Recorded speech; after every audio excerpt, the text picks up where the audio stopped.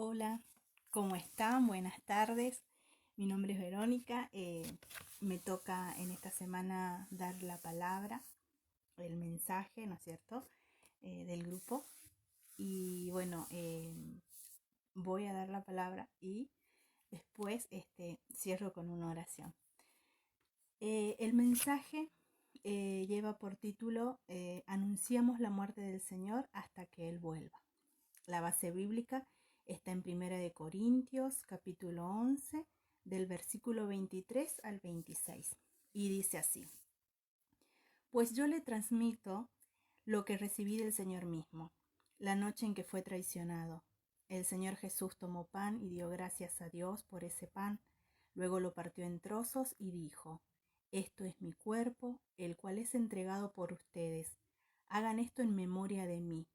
De la misma manera, tomó en sus manos la copa de vino después de la cena y dijo: Esta copa es el nuevo pacto entre Dios y su pueblo, un acuerdo confirmado con mi sangre.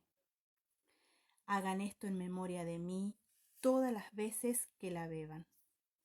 Pues cada vez que coman este pan y beban de esta copa, anuncian la muerte del Señor hasta que Él vuelva. Bueno, acá nos dice, ¿no?, que la Pascua era una fiesta que tenía lugar una sola vez al año.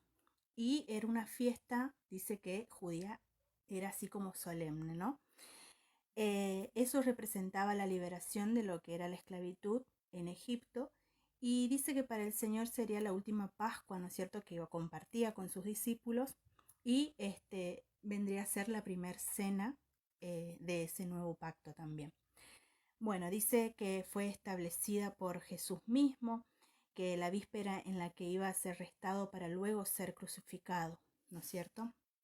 Entonces dice que por casi 1500 años los judíos habían vivido bajo el régimen de la ley de Moisés y celebraban la liberación de la esclavitud. Esto es una ocasión, ¿no? Dice que en donde nos permite meditar sobre el inmenso amor de Dios por los hombres. Bueno, la cuestión es la siguiente, que en la iglesia en Corinto, ¿no? Dice que se reunían para compartir, ¿no es cierto? Para compartir lo que era después de este acto, ¿no?, de esta Santa Cena, pero que ellos lo tomaron por otro lado. ¿Qué significa esto? Que luego de esa Santa Cena dice que ellos compartían comida. Entonces pan, vino y eso, ¿no? Y que cada uno tenía que llevar para poder compartir. Pero ¿qué sucedió? Que se comenzó a desviar el propósito de lo que era la Santa Cena. Entonces, ¿qué sucedía con esto? Que a Pablo le llamaba la atención, ¿no es cierto? El apóstol Pablo decía que esto había que recordar de una manera así, bueno, solemne y demás, en donde se tenía que tener en cuenta el alto valor, ¿no es cierto?, el compañerismo, la solidaridad y demás. Y era una ocasión en ese momento poder dar, vendría a ser demostrar el amor, ¿no? Entonces de Dios por los hombres, recordar eso. Dice que en la iglesia de Corinto llegó a convertirse en un encuentro, dice que llegó a convertirse en un encuentro de glotonería y también de beber en exceso. Entonces se desvió el propósito que se tenía al principio. Dice después que Pablo condenó estas acciones, ¿no es cierto?, y que le recordó a la iglesia el verdadero propósito de la cena del Señor. Bueno, dice en Corintios 11 del 20 al 22, dice: Cuando ustedes se reúnen, la verdad es que no les interesa la cena del Señor, pues algunos se apresuran a comer su propia comida y no la comparten con los demás. Como resultado, algunos se quedan con hambre mientras que otros se emborrachan. ¿Qué? ¿Acaso no tienen en sus propias casas para comer y beber? ¿O de veras quieren deshonrar a la iglesia de Dios y avergonzar a los pobres? ¿Qué se supone que debo decir? ¿Quieren que los elogie? Entonces, bueno, dice, pues bien, de ninguna manera los elogiaré por esto. Ya como que se enojó, ¿no? Pablo. Dice que él explica, ¿no es cierto? Acá lo que hace en realidad en este versículo es explicar, Pablo, por qué estos problemas surgían en esta celebración. Dice que en primer lugar había un primer grupo que eran los ricos, que llegaban, ¿no es cierto?, a la reunión con comida y que no compartían, sino que comían entre ellos. Y cuando llegaban los pobres, dice que con la comida para compartir, ellos los menospreciaban y los avergonzaban por no comer de su comida, o sea, la comida de los pobres. El segundo grupo dice que eran los que asistían a las reuniones y en lugar de ir con la intención de compartir con sus hermanos y aprender las escrituras, iban solo con la intención de comer. Entonces dice que siempre llegaban con hambre. Y el tercer grupo dice que eran los que aprovechaban, ¿no? Esta Santa Cena y en la repartición del vino que hacían, consumían de más en abundancia hasta terminar embriagados.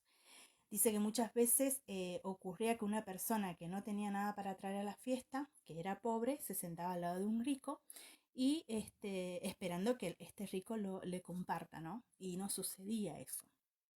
Entonces, bueno, a esto es lo que Pablo decía, ¿no? Que el propósito de compartir la Santa Cena, compartir el mensaje, de recordar ese pacto, ¿no? Que Jesús hizo, se había desviado, el propósito se había desviado. Dice que en otra parte, ¿no? Que en la iglesia primitiva, ¿no? Ellos celebraban, lo llamaban ágape, ¿no es cierto? A esta fiesta, que era la fiesta de amor. Y era una parte de la cainonía, dice, que significa, como decía anteriormente, compañerismo, comunión entre hermanos. Y en aquellos tiempos dice que la reunión social se hacía en una antesala y que conducía directamente a lo que era la celebración de la Santa Cena del Señor. Dice que somos iglesia. Bueno, acá hace una referencia, ¿no? Como hemos aprendido, que la iglesia, a veces cuando nosotros los cristianos decimos iglesia, muchas veces se hace referencia al edificio, pero que bueno, no es así, ¿no? La iglesia somos nosotros, los que nos congregamos, los que formamos ese cuerpo. Y bueno, y hablaba de esto, Pablo lo que decía era que cuando los creyentes se reúnen, ¿no? En ese encuentro se constituye la verdadera iglesia, la unidad, esto del compañerismo, de la solidaridad y tantos otros valores.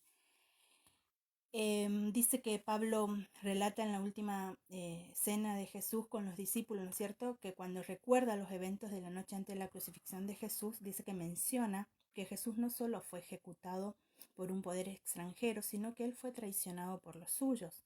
Esa noche dice que Jesús dio gracias, ¿no es cierto? A la sombra de y bajo esa sombra de la cruz que ya se acercaba, ¿no?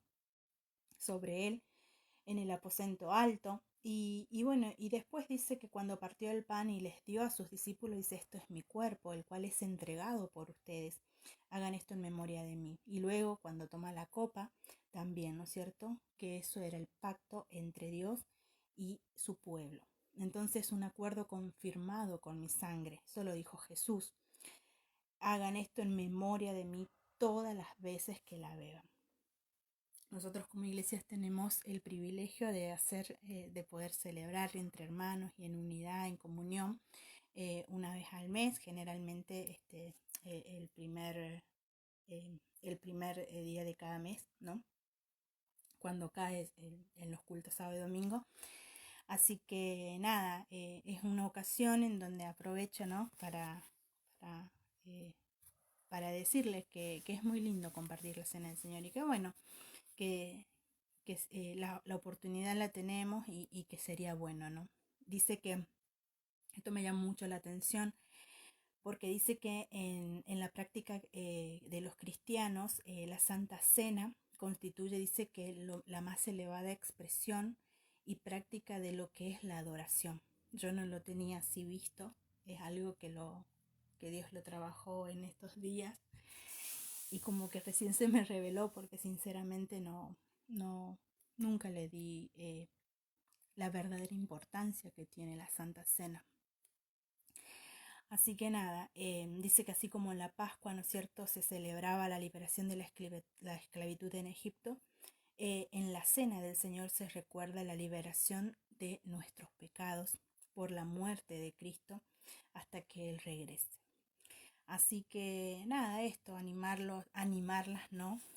A que podamos compartir, a que cada vez que hagamos ese acto simbólico, esto, que podamos anunciar que el regreso de Él está. Entonces, bueno, animarlas a que podamos en la semana, no sé, una persona, poder hablarle a una persona, tomar la decisión y poder expresar esto que Jesús hizo, ese pacto, ¿no?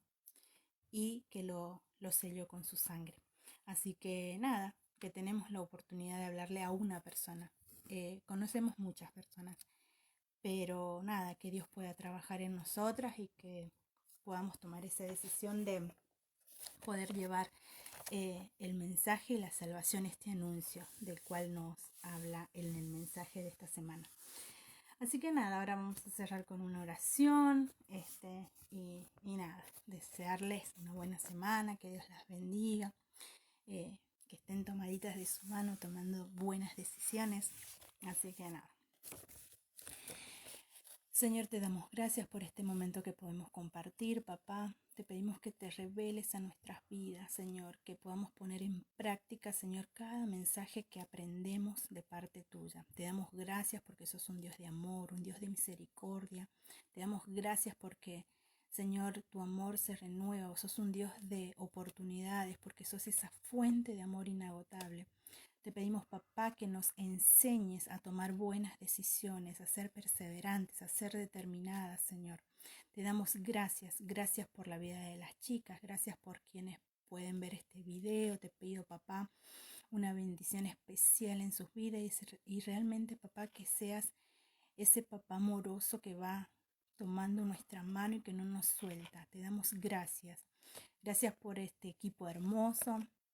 Bendigo la vida de las chicas, Señor. Gracias por sus vidas. Gracias por la vida de sus familias, Señor. Te pido que te derrames en sus hogares y que esta semana sea una semana realmente maravillosa en donde vos puedas sorprenderlas.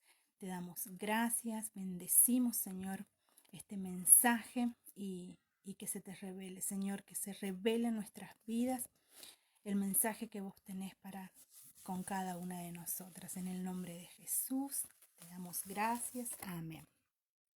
Bueno, les dejo un saludo. Hola, Sin. Ay, qué tierna. Sin está ahí. Así que bueno, les mando un besito y nada. Hoy me tocó desde mi lugar, mi cámara de los secretos. Les mando un beso.